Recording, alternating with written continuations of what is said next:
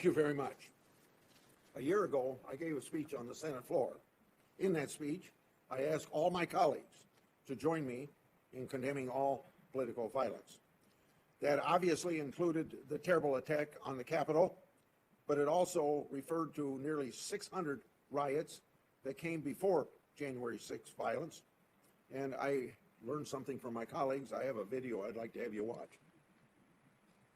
I want to be clear in how I characterize this. This is mostly a protest. It is not, generally speaking, unruly. Peaceful protest.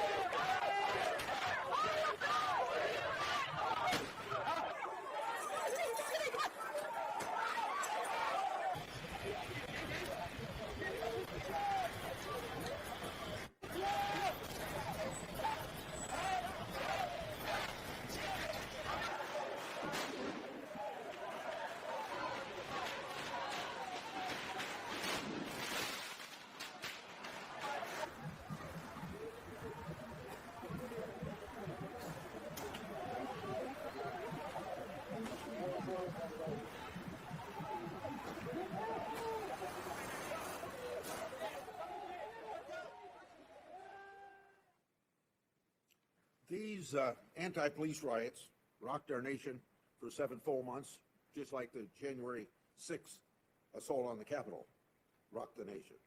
The riots caused terrible damage. You saw on the video $2 million worth. You saw on the video hundreds of people were charged federally. The FBI opened over 500 domestic terrorist investigations. Over 14,000 were arrested by the states in just the first few weeks. At least 25 died. 2,000 police officers were injured. This included well over 100 officers defending the federal courthouse in Portland. It included 60 Secret Service officers defending the White House. The Judicial Conference reported that 50 federal courthouses were damaged during this time. Throughout a time that was incredibly difficult for our police officers, we had some Democrats pile on. They called police things like stormtroopers. To this day, attacks continue on good rumors of the police, or the good names of police who dealt with an impossible situation in the 100-night siege on Portland Courthouse. Is it any wonder then that when it came time to secure the Capitol on January 6th, some were too concerned about optics or about the image of National Guardsmen at the Capitol? Mayor Bowser of D.C. even said that when federal police forces like those that came to defend the Portland courthouse, that they wouldn't be welcome here. From the time anti-police riots broke out over 18 months ago, the police have retreated from the streets, and the results have been very predictable. Beginning June 2020, our country has experienced an unprecedented 30% hike in murders.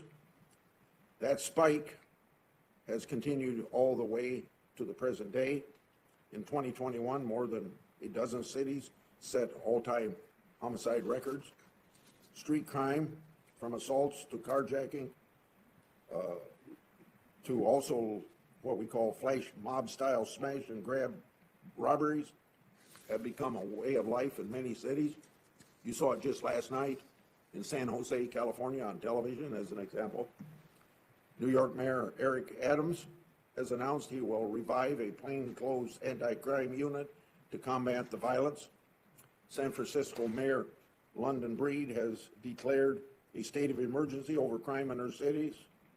Mayor Lightfoot has asked for federal resources to help fight crime in Chicago. Sadly, anti-police sentiment extends to the rise of murder of police. Dozens were killed in 2021.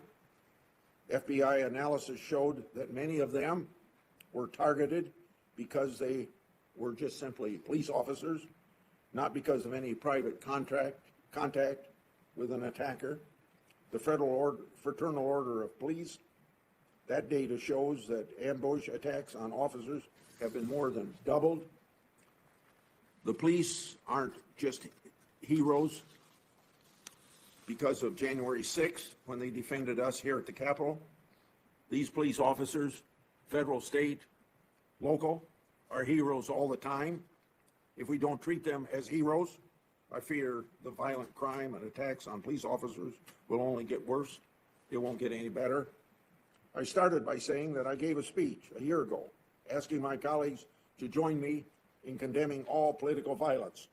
I heard Senator Durbin say exactly that same thing in his opening remarks today. I'm sorry to say that the situation hasn't gotten worse. The situation has gotten worse since I gave my speech. It has not gotten better. Last summer, President Biden released a domestic terrorism strategy that made no mention whatsoever of the 2020 riots, though they comprise about a fifth to a quarter of the FBI's current domestic terrorism cases. There was almost no mention of left-wing terrorism at all. Thanks, Senator Durbin, for mentioning left-wing terrorism. Further, the president's strategy suggested that partisan policies of gun control and teaching critical race theory are part of the solution. Using violent attacks to try to advance unrelated policy goals is a shameful tactic. It undermines what our law enforcement officers are trying to do to stem the violence in this country. It undermines the universal nonpartisan indictment that we should all bring to bear against extremist violence, right or left. There can't be exceptions. That means that we have to deal with the 2020 riots and January 6th when we look over FBI domestic terrorism programs. We in Congress have an oversight role to perform. This committee is doing that today. And there is room for improvement, needed room for improvement. Director Wray, over 10 months ago, testified to us that there were weaknesses in the left-wing domestic terrorism program that had prevented the FBI from getting the visibility they needed into the 2020 riots. From that time to now, we have received next to no information in response to our inquiries about how the FBI intends to cure those deficiencies. The time has come to change that. Thank you, Mr.